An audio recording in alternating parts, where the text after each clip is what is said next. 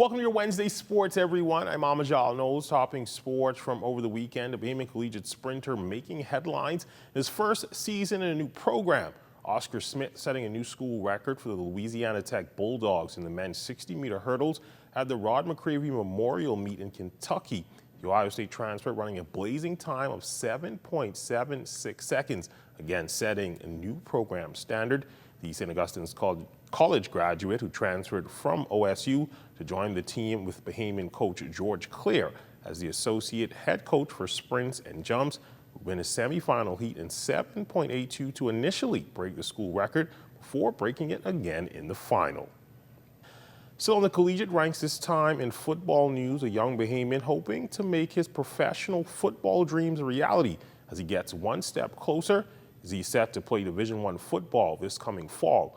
Corey Moss, a three-star defensive back out of Georgia, but formerly of Queens College here in Nassau, signing with the Miami of Ohio Redhawks in the Mid-American Conference.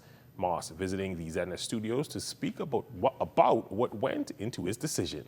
It was my first offer altogether. Coach Blanton, he was a pretty straight-up guy with me. He told me what it is.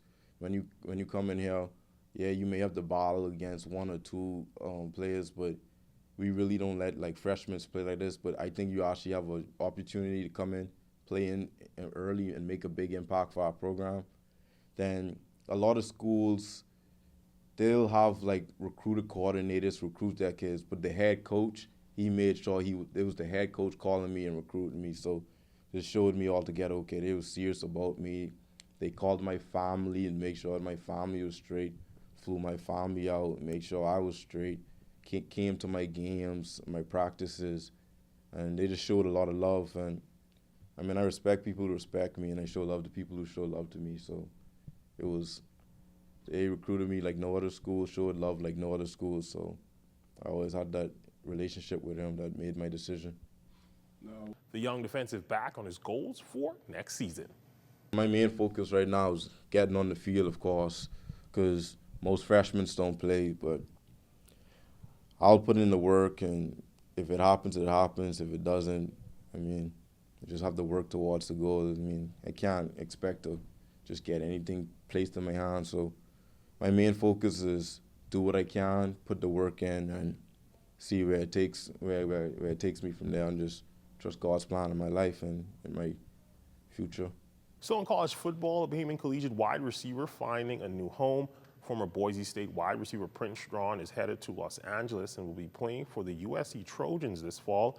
The 6'5", 211-pound receiver had a strong second season for the Broncos, catching 25 passes for 304 yards and a touchdown while playing in all 14 games with 5 starts.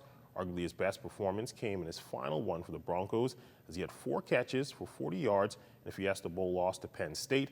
He finished his 2-year career at Boise State with 37 receptions for 578 yards and 3 touchdowns. Originally a class of 2022 recruit, he gray-shirted before enrolling at Boise State.